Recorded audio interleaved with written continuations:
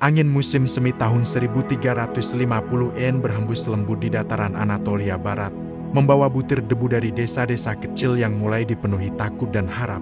Setelah bertahun-tahun dunia Turki dipenuhi perang antar beylik, para pelaut Genoa dan Venesia memperebutkan jalur dagang, sedangkan Bizantium semakin tertekan. Sebuah kekuatan baru mulai muncul dari pusat kecil bernama Esti. Kekuatan itu adalah Kesultanan Utsmaniyah. Lahir dari sebuah keluarga penguasa suku kecil, namun dengan ambisi sebesar daratan yang mereka injak. Ketika Orhan Gazi mangkat, banyak yang bertanya-tanya siapa yang akan memimpin Utsmaniyah selanjutnya.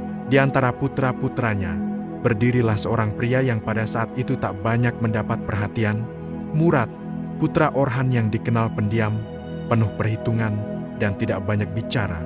Namun bagi mereka yang mengenalnya dekat, Murad muda memiliki kecerdasan strategis yang sulit ditandingi. Fakta sejarah mencatat bahwa masa transisi kekuasaan itu penuh gejolak, terjadi perebutan kekuasaan internal, ancaman dari Karamanid, dan tekanan dari Bizantium yang mencoba memanfaatkan kekacauan. Tetapi Murad, dengan ketegasan yang bahkan melampaui pendahulunya, berhasil meredam semua konflik itu hanya dalam hitungan tahun. Pada 1362, di usianya sekitar 30-an, Murad resmi naik takhta dengan gelar Sultan Muradi.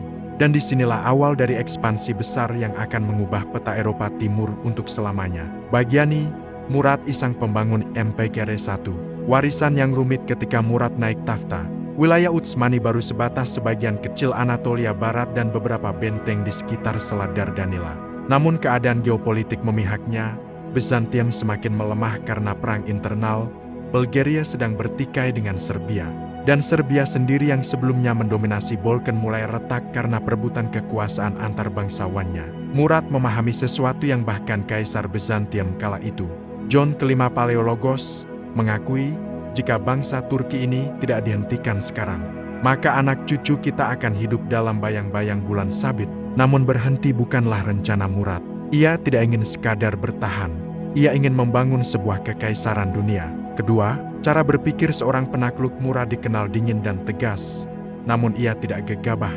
Dalam berbagai catatan sejarah Arman, Murad digambarkan sebagai penguasa yang sangat menghargai strategi, logistik, dan diplomasi, bahkan sebelum peperangan dimulai.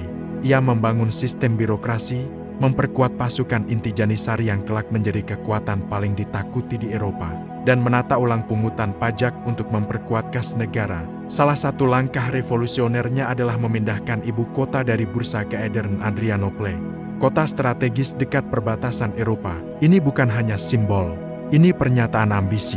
Dengan langkah itu, dunia mengerti, tujuan Murad berikutnya adalah Eropa. Bagian 2 memasuki Balkan. Ekspansi dimulai 1. Penaklukan Gallipoli dan gerbang menuju barat. Fakta sejarah mengatakan bahwa Gallipoli adalah kunci dari Balkan. Bahkan sejarawan modern menyebutnya sebagai pintu gerbang kekuasaan Arman di Eropa. Walau kota itu sudah dikuasai Orhan sebelumnya akibat gempa yang merusak benteng Bizantium, Muradlah yang memperkuat posisinya dengan membangun barak, memindahkan penduduk Turki, dan memperluas jalur suplai. Langkah ini membuat ekspansi darat di Balkan menjadi lancar. Dari sini, Murad menggerakkan pasukannya menuju Thrace. Kota demi kota jatuh tanpa perlawanan signifikan.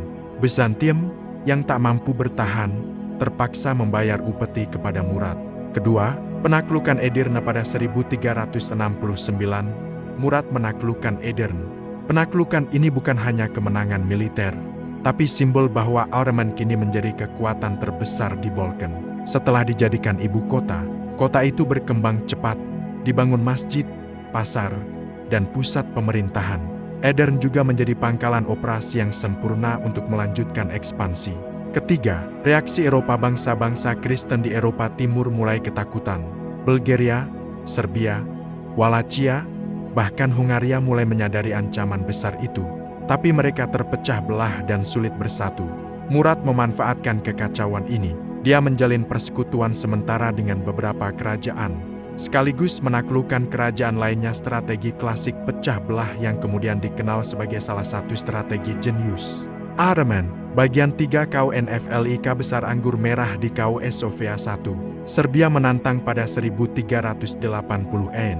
Serbia adalah satu-satunya kerajaan kuat yang tersisa di Balkan, dipimpin oleh Pangeran Lazo. kerajaan Serbia mulai mempersatukan negara-negara Kristen melawan Murad. Mereka tahu bahwa Arman tidak dapat dihentikan dengan negosiasi. Pertempuran besar pun tak terhindarkan. Kosova ke-1389. Sejarawan menyebut pertempuran ini sebagai titik balik sejarah Balkan. Kedua, menuju Kosova Murad memimpin pasukannya sendiri menuju medan perang, hal yang jarang dilakukan sultan sebelumnya. Ini menunjukkan pentingnya perang tersebut. Pasukan Arman terdiri dari Janissary, infanteri Anatolia, kavaleri Rumelia, dan pasukan bayaran. Sementara koalisi Serbia membawa pasukan dari Serbia, Bosnia, dan Albania. Kedua belah pihak tahu bahwa siapa pun yang menang akan menguasai Balkan untuk generasi berikutnya. Ketiga, pertempuran dimulai. Pertempuran Kosova terjadi di dataran luas dekat sungai Lap. Awan hitam dan aroma tanah basah menambah suasana dramatis. Murad memimpin dari baris depan sebelum mundur sedikit untuk mengawasi jalannya pertempuran. Ia mengatur formasi seperti ahli strategi. Janissary di tengah, kavaleri Sipahi di sayap, infanteri Anatolia di belakang sebagai cadangan. Serbia menyerang lebih dulu dengan kavaleri berat mereka. Kedua pasukan berbenturan seperti badai, tombak patah, pedang beradu, dan teriakan memenuhi udara. Keempat, kematian Murad Ifakta atau legenda. Inilah bagian paling dramatis sekaligus penuh misteri dalam sejarah Balkan. Fakta umum menyebut bahwa Murati tewas dibunuh Milo Obili, seorang kesatria Serbia, yang konon menyamar sebagai pembelot dan mendekati tenda Murad, lalu menusuknya. Sumber lain menyebut Murad tewas setelah kemenangan, bukan sebelum pertempuran selesai. Ada pula versi yang mengatakan ia terbunuh dalam kekacauan medan perang. Namun catatan Arman resmi mengatakan Murad wafat setelah kemenangan. Ketika sedang menginspeksi medan perang, apapun versinya, kematian Murad di Kosova membuatnya menjadi satu-satunya Sultan Arman yang gugur di medan perang. Dan wafatnya justru menambah aura legenda di sekitar namanya. Bagian 4, warisan Murad. I1, kemenangan yang tidak terbantahkan walau Murad gugur. Pasukan Arman menang telak. Serbia menjadi negara bawahan Arman dan harus membayar upeti. Kekalahan ini menghancurkan harapan Eropa untuk mengusir Arman dari Balkan. Justru setelah Kosova, ekspansi Arman semakin cepat karena jalan menuju Eropa Tengah kini terbuka lebar. Kedua, membangun sistem yang abadi. Warisan terbesar Murad bukan hanya kemenangan militernya, tetapi sistem negara yang ia bangun. Janissary menjadi pasukan elit terkuat dunia selama ratusan tahun. Birokrasi Arman berkembang pesat dan menjadi model administrasi modern. Ibu kota Edirne menjadi pusat kekuatan Arman di Eropa. Ekspansi sistematis, kombinasi militer, diplomasi, dan integrasi sosial. Berkat pondasi Murad inilah Arman mampu mencapai puncak kejayaan di masa Mehmed II Selimi dan Sulaiman Al-Kanuni.